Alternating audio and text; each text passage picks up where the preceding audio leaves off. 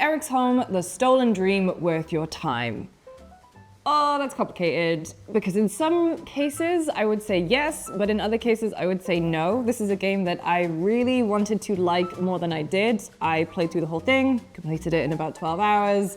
I'm a big stealth fan, but there is something about it that just did not work for me, and I'm going to tell you why.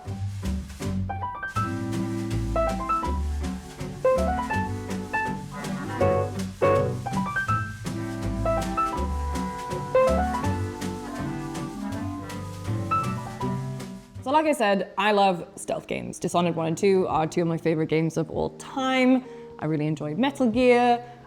Playing most games, I will try and play it as stealth. So if I'm playing something like Prey, for example, yes, these are all arcane games, but if I'm playing Prey, I will typically opt to be the stealthy guy. I will stealth in Skyrim. Like Hitman, World of Assassination is one of the best games ever made. Seriously, it is at this point. Come on, we all know it. These are the kinds of games that I gravitate towards, and I like being quiet. I like solving a puzzle and getting through an encounter with the tools that a game has given me and the ability to be creative in how I use them. Eriksholm is positioned as a stealth game. That is what is listed as on Steam. That's one of the tags. It's in its description. It is a stealth, story-based game where at the beginning you play as a girl named Hannah, and her brother has gone missing, on the run from the police, and so you are also on the run. Eventually, throughout the course of your adventure, you meet up with two other characters named Alva and Sebastian. Each of the three have very limited, brackets positive, movesets, but the three have these kind of abilities that complement each other. So Hannah can, put people to sleep by using a sleep dart, which don't know if they're really that commonplace, but it's a fun thing to use. Alva can throw rocks to cause distractions, and Sebastian is just a big, strong guy, and he can choke people out. Other than that, they have maybe like one movement ability each. Sebastian can swim, Alva can climb, and Hannah can fit through grates. That's it. So that's the thing, it's like one movement thing and one distraction, get out of dodge thing. The levels themselves are beautiful. They look like little dioramas, little doll houses. And because it's isometric, you get this really nice kind of godlike feeling. You're looking down, and the way that the camera works too, I really want to highlight this, is that if you press the left bumper, you can basically just take the camera and go anywhere. So you can basically see the whole enclosure that you are in for that level. And honestly, as someone who enjoys just kind of watching and waiting and tracking guard patrol patterns, that is great for me. I will just be a little creep who's just staring at every single character to see what they do. Do you make a noise when you do it? I don't make a noise when I do it because I'm being silent, I'm being stealthy. So that being said, Eriksholm frustrated me a lot because it is listed as a stealth game. It's actually a puzzle game, a very, very rigid puzzle game.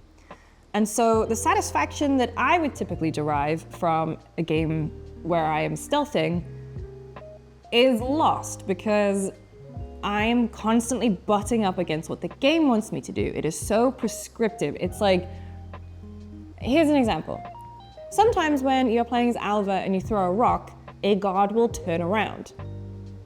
That should just be the norm for every guard. Sometimes when you play as Alva and you throw a rock, they don't do anything. Because you basically have to follow exactly the path that the game designer wants you to take throughout the level.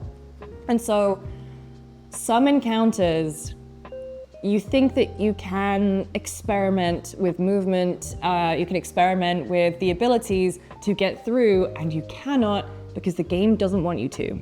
And I saw that you were spotted, you were spotted, you were spotted sign so many times,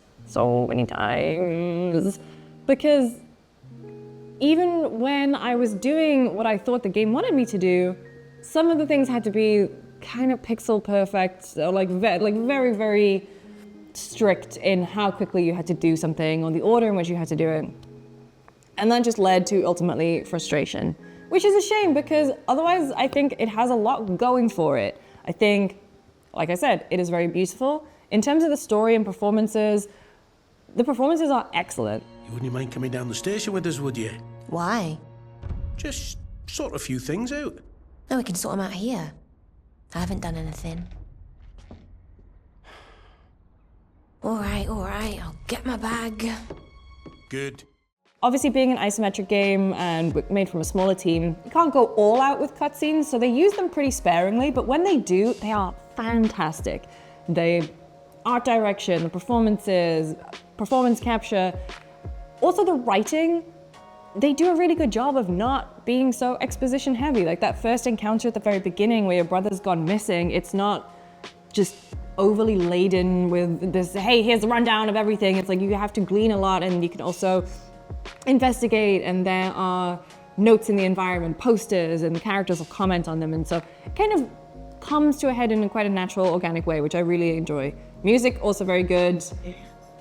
And the thing that I think frustrates me the most about it is that, like, the moment-to-moment gameplay feels good. It feels good to, you know, like, take out a guard and know what the pattern is, and, you know, sometimes when those encounters loosen up a little bit, it does feel really satisfying.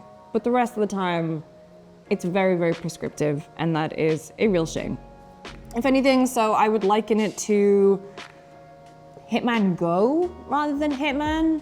If you ever played that mobile game, I will say it will probably get a lot of comparisons to A Plague's Tale. A Plague's Tale, again, limited in terms of the ability set that you have, but it did give you a little bit more freedom in how to tackle each encounter. Also, the main character kind of looks a bit similar. They've got the braid thing, Amicia and Hannah. It's also, you know, brother in the mix. But overall, I think the other thing is that once you get the 3 characters in play, it's kind of fun. It feels like a co-op game that you're playing by yourself. So overall, it's an uneven game, but I am excited about what the studio does next. There were moments in there where I genuinely loved it. I think the beginning is exceptionally very, very strong. I'm really intrigued to see what their next thing is. Just let me be free. Loosen up a little bit. You've been spotted. It's gonna haunt me. I'm just gonna go to bed at night and just have, you've been spotted, you've been spotted. Anyway, thanks for watching. For more videos like this one, stay tuned to GameSpot.